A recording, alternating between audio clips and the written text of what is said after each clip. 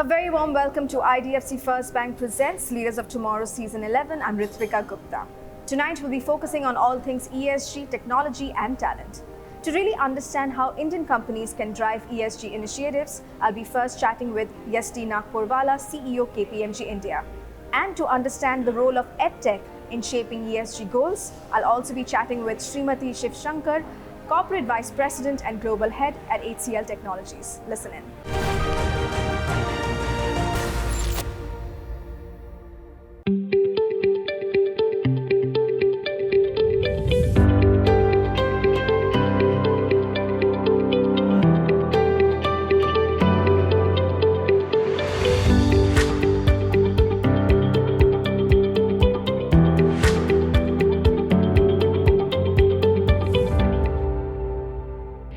Thank you so much, Yezdi, for joining us today on Leaders of Tomorrow.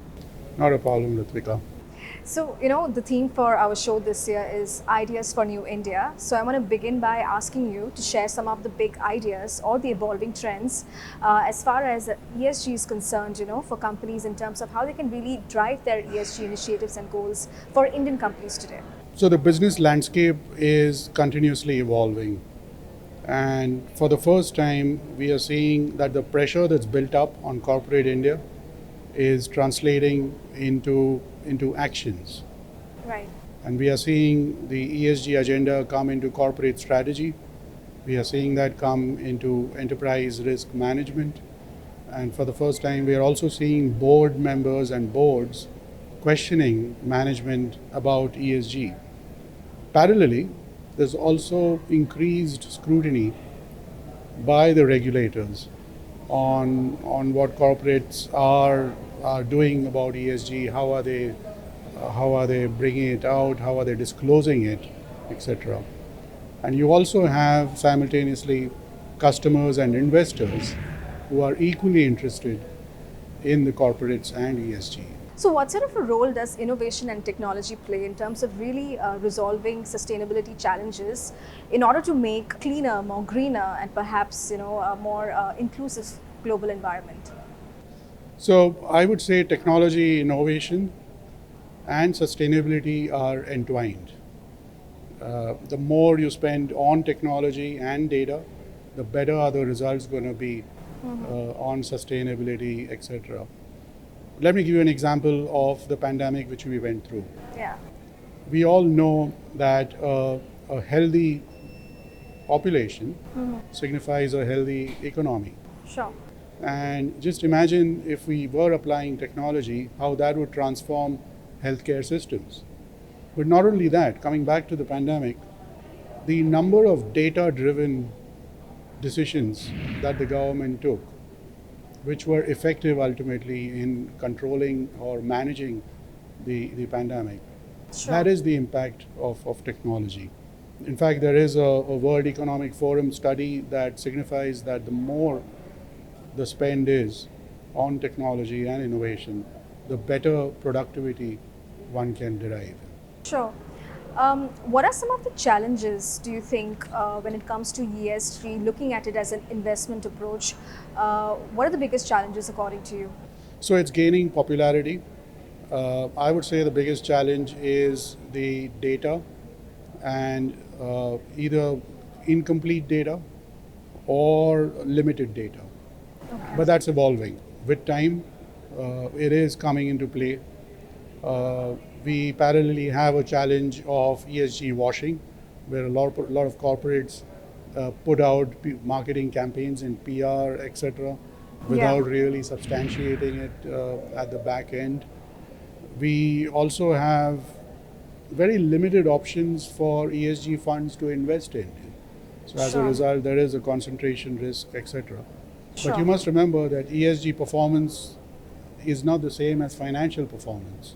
The more you spend on aspects of ESG, it has a different implication on financials. Okay. So, in the light of hybrid work culture, what do you think companies can do to really enhance an employee's well-being, in terms of probably flexible work arrangements? What's your thoughts on those? So there is no one size fits all when it comes to these aspects of work culture. we have seen that any extreme is not an ideal position in the medium term. The youth today, they'd like flexibility, but more importantly, they'd like to be consulted. Sure. And they've got lots of options. So they also exercise options, which is an immediate reaction. So corporates which have got the right balance of flexibility, of consultation, have the right balance of optimum work output, Yeah. as well as the balance of what needs of the corporate are, as well as the clients and customers together. So with the number of ESG regulations, that are being implemented in India, how do you view the future of ESG in the country? So we've gone down a path, and to my mind personally, I don't think it's a reversible path. We've also gone down a path which is linked to what is happening in the developed world, and we can't be down a different path from where the developed world really is. Yeah. I see that in our regulations. They are fairly proactive. So if you see the BRSR regulations which have come out covering the top 1,000 corporates, I would say it's fairly proactive and in the right direction. And I would see more of these incidents happening. So for example, perhaps the next round of regulation could be around circular economy, which covers the three R's of reduce, reuse, or recycle. Right. What is the significance of ESG education in terms of really, driving profitability for a company, in terms of sustainability for a company, and in the context of Indian companies? So, first of all, it's a shift from shareholders to stakeholders. Yeah. That means we're talking about not just investors, we're talking about stakeholders, we're talking about regulators, we're talking about customers, investors, all of that in one breath, if you like. A recent study has shown that 90% of the S&P 500 companies, they have already started publishing aspects of ESG, and they've put it out there, which is a positive step. In fact, there is a KPMG study Yeah. which covers 250 corporates, and that shows a substantial percentage which are already disclosing and reporting on ESG. Sure. So we've already got a lot of aspects in the form of regulation, in the form of allocations in the union budget, in the form of the narrative of the G20, if you like. And all of that is in a certain direction. We ourselves, KPMG, are fully committed to the cause and the concept, and the ESG conclave and awards which we are going through Yeah. is the step in that direction. Fantastic. Well, it was lovely chatting with you. Thank you so much for your time. It's my pleasure. Thank you. It's time for a quick break here. We'll be back shortly. Stay tuned.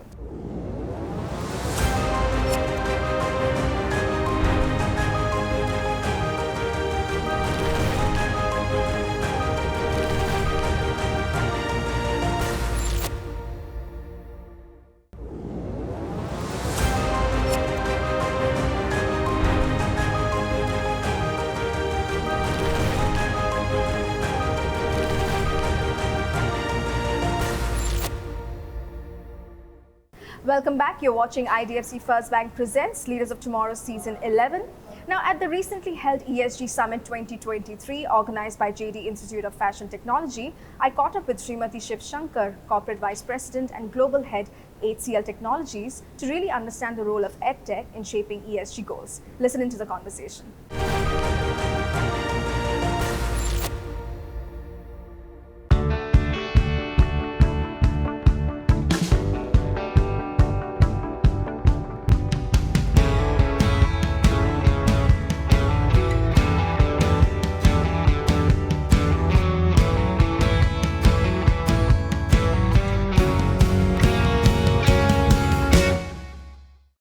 Hi, ma'am. Thank you so much for joining us today. Thank you for giving me an opportunity. Well, absolutely. And I want to kick this off by asking you to really share, some of the big trends or big ideas, how we like to call it, in terms of sustainability. Like what are some of the ideas that are relevant for companies today? Let us just look at the big ideas, Ralji, from the sustainability perspective. I think the forum on ESG is all about the environmental social governance and how IT can actually shape the ESG in the coming years. I head the Edtech business of HCL Tech, and let me take a case point on the Edtech itself. We are into learning assessments and platforms, and we actually focus on learners to get job ready, especially in IT, tech, and engineering space. Whenever you actually make someone job ready and impart training to make someone job ready, you make them to become efficient, an efficient coder, an efficient use of cloud space, an efficient way of actually using the materials around for anything around innovation in technology. Especially when you're working towards an industry 4.0 or a web 3.0 or an internet 2.0, it has all become very interdisciplinary or an inter-department angle when it comes to technology. So when I talk about IoT, there is a bit of engineering, there's a bit of IT services, and of course there's a whole lot of big ideas. Whenever there is going to be a lot of interdisciplinary, it is very important that sustainability actually comes into practice. In IT and in technology at large today, we are very, very, very aware that the resources are getting to be more and more limited, and therefore it is important to be frugal. And when you decide to be frugal, a lot of very interesting ideas also come on how to use the resources. So in an EdTech platform, whenever we teach students to become a good coder or a good cloud engineer, and when we help them with the design thinking, there is a bit of sustainability in every angle. So why I'm quoting this as an example and not really going into very big ideas is IT and technology is all about people and for the people. And therefore, to make people get ready to do the job and also to sustain in their careers, they have to think sustainability from day zero.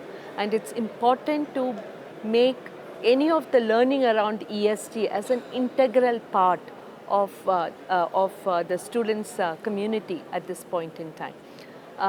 I see that actually happening here in this forum. Diversity of people coming from diverse backgrounds and contributing ideas around ESG in their own ways, be it environment, be it talent development, and be it good governance from the policy making. So diversity of thoughts would lead into diversity of innovation. So in an IT, tech, and even the design sector that we are in, especially even in the fashion design or a product design sector, it is important to have the diversity of minds, to embrace talent from diverse backgrounds so that they can come and contribute ideas. So in a nutshell, it's not just the technology where big ideas are coming. It is also about how we shape people to embrace technology and build technology. I think there's a whole lot of sustainability thinking that is also getting introduced. Absolutely, and I liked what you said, diversity of thoughts leading to diversity of innovation and the importance of shaping talent. So on that note, tell us, when it comes to the EdTech space, what is HCL doing, and also what sets you apart? Interestingly, we find a whole lot of people talking about EduTech, and I'm so glad I have this opportunity to talk about how we are very different. Most of the platforms worldwide, the learning platforms worldwide, disseminate learning. It's micro-learning, and the learner actually needs to decide what he has to do with those learning. That's what you normally see. But when you come to the HCL Tech, our EduTech platform, we actually have built a platform leveraging our 46 years of experience in the IT and tech industry, where the learners will assimilate job competencies and become job relevant. So which means they can actually get started on their careers in technology, in engineering and IT from day one. So most of the pathways that we have curated is to make someone get the right kind of competencies to become job ready. What is most interesting in this whole aspect is the concepts are usually self-based learning, but for a change, we have even made the concepts to become an immersive learning. We have our code labs for say-fail kind of learning.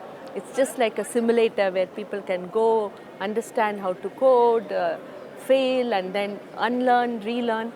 And a whole lot of case studies that we are actually looking at is like tech and domain intersection, what we call as capstones. So very interesting, we are largely into enterprise market. One of the reasons as to why we have gone onto a platform to build competencies instead of disseminate learning is because every enterprise today is looking for raising their productivity and spending more and more time with employees to start becoming more fungible and have a career pathway which is very much aligned to those enterprises. So these are all some big changes that is going to come in the Edtech platform. So Edtech platform is not for learning dissemination, but basically what we are focusing is to make people get the competencies to become job ready. You know, over the years, industry veterans in the IT industry have often spoken about the gap between engineering education and the requirements of the IT industry. I want to know your thoughts on this. What can be done to really bridge this gap? The industry academia connect and the gap that exists in most of the graduates today, I think we've been talking about it for over 2 decades. I think sometime about a decade ago, the research said that only about 20% of our young talent coming out of the colleges are job ready. The recent news that I read, the recent research report says that it has actually doubled and it's about 41%. So the good news is, yes, we are trying to bridge the gap more and more. But what is most important for us to know is how much of an attempt that we make in order to build some of the curriculum into the education to make people job ready. The technology is constantly changing and the enterprises are accelerating every bit to adopt this change in technology in the workplace, especially when we have to build innovative solutions for our customers. Education should focus on what it is good at, is to give all the foundation and the right amount of conceptual thinking, the right amount of problem solving and analytical thinking that a student should have. And I think after that is the last mile job readiness, is the last mile where either the education or the individual should invest to become job ready. I think some of the centers of excellence that the education institutions have started to focus today will surely help us bridge the gap. Well, finally tell us, what are the opportunities that you see in the IT industry? What are the growth prospects, trends that you see shaping up in the coming years? In the world of AI, ML, there are a lot of opportunities, whether in every sector. That's a manufacturing or in a healthcare, retail. I think a whole lot of our own quality of life, the choice on how human can start taking certain decisions and the quality of certain ways of doing work. I think there's going to be a big change in the way that we are going to adopt technology in the coming days. And therefore, information communication are going to be greatly impacted by the absorption of technology in the last mile, by the last mile in the larger ecosystem. So every day there's going to be innovation with so much of Startup India happening and everyone trying to work towards common good, everyone working towards frugal innovation and everyone trying to understand that there is going to be very limited resources when it comes to using them. And when I talk about resources, it's not about money. It's about with the larger resources, be it the people or be it the larger planet from the natural resources perspective. I think the innovation is going to, technology innovation is going to actually be the one that's going to bring a big change in the communities and in the larger ecosystem in the coming years. Well, fantastic. It was lovely chatting with you. Thank you so much for joining us. Thank you so much for actually engaging us in conversations around the ESG, how Edtech can also absorb some of the ESG goals in the coming years, and how to adopt the ESG pointers into the larger technology, especially in the Edtech space. On that note, it's a wrap on this episode of IDFC First Bank Presents Leaders of Tomorrow Season 11. We hope you enjoyed the conversations. Thank you and goodbye.